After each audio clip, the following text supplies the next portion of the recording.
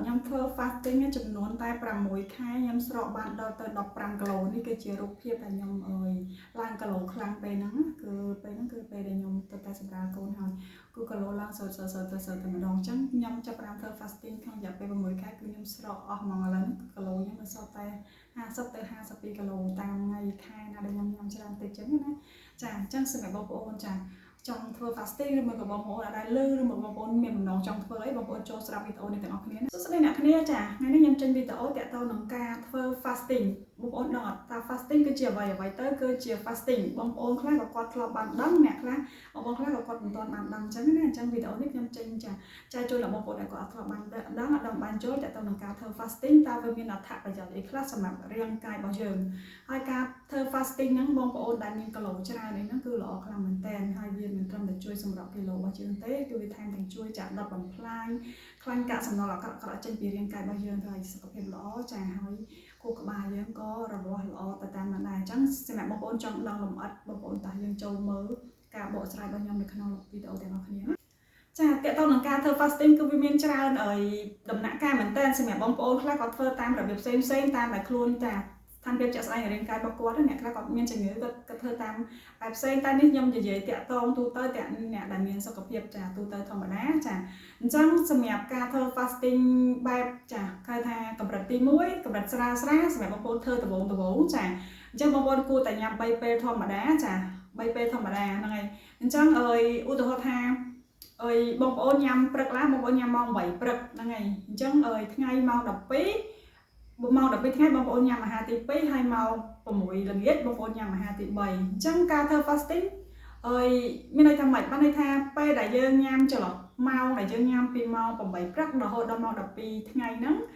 គឺយើងអត់មានញ៉ាំអីទេគឺក្នុងអំឡុងពេល4ម៉ោងហ្នឹងណាក្នុងរយៈពេលពីម៉ោង8គឺយើងញ៉ាំហើយមែនទេយើងញ៉ាំហើយគឺយើងសម្រាប់រាងកាយយើងអត់ឲ្យញ៉ាំអីទៀតទេដើម្បីឲ្យថាមពលដែលយើងញ៉ាំពីម៉ោង8ហ្នឹងគឺយើងយកមកប្រើរហូតដល់ម៉ោង12ហ្នឹងបានយើងចាប់ផ្ដើមញ៉ាំភាសាទៀតអញ្ចឹងខ្ញុំចន្លោះពីម៉ោង8ព្រឹករហូតដល់ម៉ោង12ថ្ងៃគឺយើងអត់ញ៉ាំអីទេអញ្ចឹងបើយើងញ៉ាំគឺបានន័យថាមិនមែនធ្វើ fasting ទេណាបងប្អូនចាហើយក្នុងអំឡុងពេលហ្នឹងគឺវាដុតបំផ្លាញចាគេថាអាសារធាតុខ្លាញ់អាក្រក់ក្នុងរាងកាយយើងឬមួយក៏ហៅថារាងកាយយើងយកថាមពលដែលយើងបានញ៉ាំពីព្រលឹមហ្នឹងយកមកប្រើប្រាស់រហូតដល់ម៉ោង12ថ្ងៃចាំយើងញ៉ាំបន្តទៀតហើយក្នុងពេលដែលយើងក្នុងចន្លោះ4ម៉ោងឧទាហរណ៍បងប្អូនឃ្លានបងប្អូនអាចញ៉ាំទឹកជំនួសបានអញ្ចឹងណាតែកុំញ៉ាំជៀសវាងអាហារស្ករហើយទៅអាហារផ្សេងកុំទាន់អាចញ៉ាំហ្នឹងក្នុងការធ្វើ fasting អញ្ចឹងសម្រាប់បងប្អូនដែលមានគីឡូច្រើននេះធ្វើគឺល្អស្រកគីឡូបានលឿនណាចាអញ្ចឹងសម្រាប់ដល់ម៉ោង12រហូតដល់ម៉ោង6ល្ងាចម៉ោង12ដល់ម៉ោង6ល្ងាចហ្នឹងគឺពេលរសៀលហ្នឹងភាគច្រើនបងប្អូនយើងពើពិបាកគឺឃ្លានកញ្ចេះកញ្ចប់ពីច្រើនអញ្ចឹងជួយការញ៉ាំចេះចោះអាហ្នឹងឡើងគីឡូច្រើនហើយវាធ្វើឲ្យរាងកាយយើងទទួលបាននៅហៅថាស្ករច្រើនណាធ្វើឲ្យរាងកាយយើងអត់ល្អទេចាអញ្ចឹងចន្លោះម៉ោង12រហូតដល់ម៉ោង6ល្ងាចបងប្អូនកុំញ៉ាំអីណាព្រោះម៉ោង12យើងញ៉ាំហើយយើងរងចាំរហូតដល់ម៉ោង6ល្ងាចអាហ្នឹងចាំយើងញ៉ាំបន្តទៀតចាហ្នឹងជាអាហារទី3របស់យើងអាហ្នឹងគេហៅថាដំណាក់កាលដំបូងនៃការធ្វើ fasting អញ្ចឹងបងប្អូនបងប្អូនអត់ធ្លាប់បានធ្វើទេបងប្អូនធ្វើដំណាក់កាលហ្នឹងទី1នឹងបានគឺជោគជ័យណាហើយក៏ស្រកគីឡូបានលឿនផងដែរចាតទៅនឹងអត្ថប្រយោជន៍នៃការធ្វើ fasting ណាបងប្អូនសម្រាប់ខ្ញុំផ្ទាល់គឺខ្ញុំធ្វើលក្ខណៈដំបូងហ្នឹងខ្ញុំធ្វើដល់រយៈពេលតែ3ខែទេចាបងប្អូនអាចមើលរូបខ្ញុំបានខ្ញុំដាក់ឲ្យគីឡូខ្ញុំគឺ65គីឡូខ្ញុំធ្វើក្នុងរយៈពេល3ខែគឺខ្ញុំស្រកបាន7-10គីឡូបងប្អូនអញ្ចឹងខ្ញុំធ្វើប៉ុន្តែខ្ញុំអត់បខំទេបងប្អូនខ្ញុំធ្វើលក្ខណៈអត់ឲ្យរាងកាយយើង stress ណាគឺយើងធ្វើបខំពេកវាទៅជារាងកាយយើង stress យើងបែរជាឡើងចង់ធ្វើអញ្ចឹងណាបងប្អូនអញ្ចឹងខ្ញុំធ្វើលក្ខណៈខ្ញុំធ្វើបែបសន្សំខ្ញុំញ៉ាំបែបថាអត់ដាក់កំណត់ខ្លួនឯងសម្ពាធលើខ្លួនឯងខ្លាំងពេកចាអញ្ចឹងហើយធ្វើឲ្យខ្ញុំធ្វើទៅដោយចាមានចិត្តចង់ធ្វើសុបាយចិត្តវាអត់ stress ហ្នឹងហើយអញ្ចឹងក្នុងរយៈពេលតែ6ខែបងប្អូនខ្ញុំស្រកបានដល់ទៅ15គីឡូបងប្អូនចាអញ្ចឹងឥឡូវហ្នឹងគីឡូខ្ញុំគឺថេមករហូតគឺ51គីឡូអាចខែខ្លះទៅខ្ញុំញ៉ាំច្រើនអាចឡើងដល់52គីឡូអញ្ចឹងណាប៉ុន្តែជាទូទៅគឺគីឡូខ្ញុំគឺថេ50 51 52ហ្នឹងឯងពីមុនគឺ65គីឡូធ្លាក់មកសល់តែ50គីឡូបងប្អូនក្នុងការធ្វើ fasting របស់ខ្ញុំហើយឥឡូវហ្នឹងគឺខ្ញុំញ៉ាំបែបហ្នឹង fasting ឥឡូវហ្នឹងចូល fasting ខ្ញុំ fasting ចូលពី2020មកដល់ឥឡូវគឺចូល6ឆ្នាំហើយបងប្អូនគឺខ្ញុំនៅតែធ្វើបែបហ្នឹង ចាហើយការធ្វើ fasting គឺមានអត្ថប្រយោជន៍ច្រើនមែនតើបងប្អូនលើសពីការនិយាយទៀតបងប្អូនអញ្ចឹងខ្ញុំសង្ខេបខ្លះៗសម្រាប់បងប្អូនដឹងចាក្នុងការធ្វើ fasting គឺមានអត្ថប្រយោជន៍អ្វីខ្លះសម្រាប់រាងកាយរបស់យើងណាអញ្ចឹងដល់ពេលដែលយើងញ៉ាំអាហារចូលទៅបងប្អូនអាហារយើងមានញ៉ាំអាហារល្អអាហារមិនល្អអញ្ចឹងចូលទៅក្នុងរាងកាយរបស់យើងគឺរាងកាយយើងចាប់ផ្ដើមចាប់យកមកធ្វើជាធម្មពលនៃរាងកាយរបស់យើងប៉ុន្តែជាទូទៅពេលដែលយើងញ៉ាំចូលទៅគឺយើងប្រើប្រាស់វាមកវិញបងប្អូនចាអញ្ចឹងមិនប្រកាសថាយើងញ៉ាំទៅ10រាងកាយយើងប្រើប្រាស់អាហារដែលយើងញ៉ាំទៅអស់ទាំង10ទេបងប្អូនជួនកាលយើងញ៉ាំ10រាងកាយយើងប្រើប្រាស់អស់តែ5ទេអញ្ចឹងសម្រាប់5ទៀតគឺវាសល់នៅក្នុងរាងកាយរបស់យើងអញ្ចឹងនៅពេលដែលយើងធ្វើ fasting ហ្នឹងគឺជាពេលដែល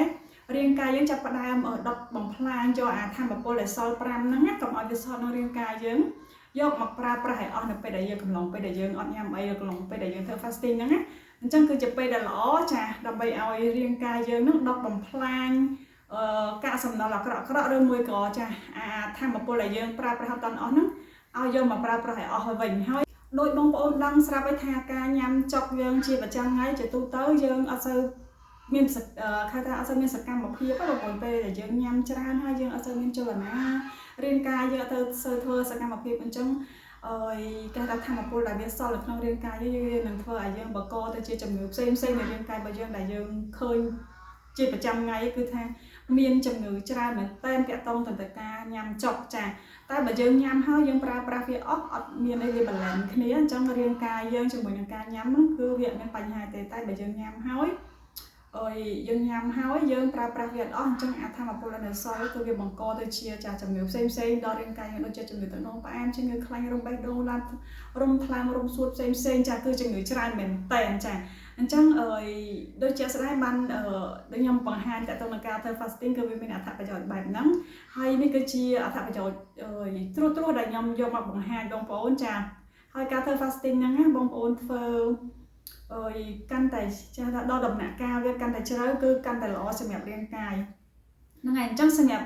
ដំណាក់កាលទី1នេះសម្រាប់បងប្អូនដែលធ្វើដំបូងបងប្អូនអាចធ្វើដំណាក់កាលទី1បានតែបងប្អូនអាចឆ្លងដំណាក់កាលទី1បានហើយបងប្អូនអាចចូលទៅដល់ដំណាក់កាលទី2បានទៀតអញ្ចឹងណាហើយដំណាក់កាលបងប្អូនអាចធ្វើដល់ដំណាក់កាលទី2បាននេះកាន់តែល្អពីមួយជំហានទៅមួយជំហានគឺល្អសម្រាប់រាងកាយយើងមែនតើហើយការធ្វើ fasting បងប្អូនកុំយល់ច្រឡំថាយើងអត់ញ៉ាំអាហារយើងបង្អត់អាហារមិនមែនទេណាគឺជាការរៀបចំរបបអាហារគឺជាពេលរៀបចំរបបអាហារនៃការញ៉ាំពេលណាដែលយើងគួរញ៉ាំពេលណាដែលយើងមិនគួរញ៉ាំអញ្ចឹងណាបងប្អូនចាអញ្ចឹងអ្នកខ្លះគាត់យល់ច្រឡំថាការធ្វើ fasting គឺមិនឲ្យយើងញ៉ាំអាហារមែនទេណាជាការយល់ច្រឡំទេណាអញ្ចឹងការរៀបចំពេលវេលានៃការញ៉ាំបានត្រឹមត្រូវគឺយើងនឹងទទួលបានចាអត្ថប្រយោជន៍ហើយនឹងគុណសម្បត្តិពីការធ្វើ fasting ច្រើនខ្លាំងមែនតើចាអញ្ចឹងសម្រាប់បងប្អូនចាអត់ធ្លាប់លើឬមួយក៏បងប្អូនចាធ្លាប់លើហើយបងប្អូនអត់តាន់ច្បាស់អីបងប្អូនអាចចូលស្ដាប់វីដេអូនេះហើយបងប្អូនអាចអនុវត្តតាមវិធីសាស្ត្រទី1នេះបានណាគឺល្អខ្លាំងចាអញ្ចឹងដល់ពេលដែលបងប្អូនធ្វើវិធីសាស្ត្រទី1នេះបានសម្រេចហើយចាំយើងចូលដល់ដំណាក់កាលទី2ចា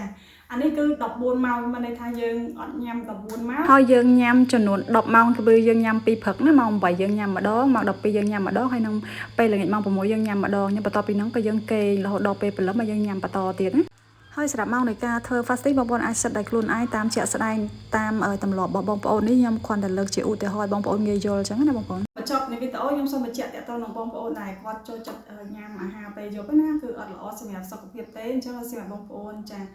គួរកាត់បន្ថយការញ៉ាំអាហារពេលយប់ឬមួយក៏ញ៉ាំអាហារចិត្តបែបច្រើនអាហារផ្អែមអាហារគេថាអាហារមានជាតិម្សៅច្រើនណាគេហៅថាពពុះកាបូហៃដ្រេតទៅមានបាយកាទៀវនំប៉័ងចាហើយមី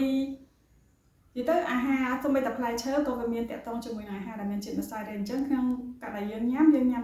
កាត់បន្ថយពីច្រើនមកតិចក្នុងដំណាក់កាលដំបូងណាយើងធ្លាប់ញ៉ាំមួយចានហ្នឹងកាត់បន្ថយមកពាក់កណ្ដាលចាននេះអញ្ចឹងទៅតែបើថាយើងចូលដល់ដំណាក់កាលកាន់តែខ្ពស់ហើយយើងគួរតែកាត់បន្ថយតែម្ដងគឺកាន់តែល្អណា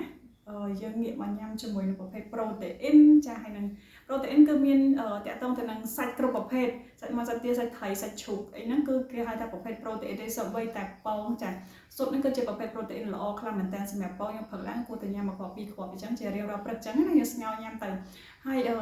គ្រាប់ធញ្ញជាតិក៏ជាប្រភេទប្រូតេអ៊ីនដែរបងប្អូនយើងញ៉ាំទៅគឺវាជំនួយកម្លាំងរបស់យើង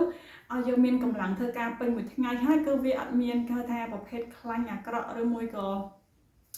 ការថាមានចិត្តស្ករច្រើនណាវាជួយចាពេលដែលយើងញ៉ាំទៅវាផ្ដល់កម្លាំងរបស់យើងហើយកាឡូរីវាទាបវាអត់បង្កជាបញ្ហានៅក្នុងរាងកាយយើងធ្វើឲ្យយើងមានបញ្ហាជំងឺផ្សេងៗបានទេអញ្ចឹងយើងញ៉ាំងាកមកញ៉ាំប្រភេទឲ្យគេថាប្រភេទប្រូតេអ៊ីនឲ្យបានច្រើនដូចជាបន្លែអីហ្នឹងយើងញ៉ាំវីតាមីនបន្លែតាមបន្លែបៃតងឲ្យបានច្រើនជាងទៅគឺធ្វើឲ្យរាងកាយយើងស្រកគីឡូបានលឿនហើយសុខភាពយើងហ្នឹងគឺល្អថែមទៀតចាអញ្ចឹងនៅពេលដែលយើងញ៉ាំប្រភេទឲ្យគេថាប្រភេទផ្អែមអត់តាក់ទងទៅនឹងគ្រឿងកំប៉ុងណាបងប្អូនភាគច្រើនបងប្អូនឥឡូវយល់ដឹងច្រើនតាក់ទងទៅនឹងគ្រឿងកំប៉ុងគ្រឿងអីស្ករហ្នឹងប៉ុន្តែគាត់ដឹងតាក់ទងទៅនឹងអាហារមានជាតិម្សៅហ្នឹងអាហារជាតិម្សៅហ្នឹងគឺជាប្រភេទគេហៅថាកាបូហៃដ្រេនគឺជាអាហារស្ករលាក់មុខបងប្អូនភាគច្រើនបងប្អូនយើងអត់ដឹងអត់យល់ទេថាអ្វីទៅគឺជាស្ករលាក់មុខគឺជាប្រភេទអាហារដែលមានជាតិម្សៅអញ្ចឹងបងប្អូនគួរជៀសវាងដែរណាបងប្អូនគួរតែកាត់បន្ថយចាបើឲ្យជិះផ្ដាច់តែម្ដងគឺมันអាចទេតែញ៉ាំតែគេទៅយើងកាត់បន្ថយពីច្រើនមកតិចចឹងណាចាអញ្ចឹងបើបងប្អូន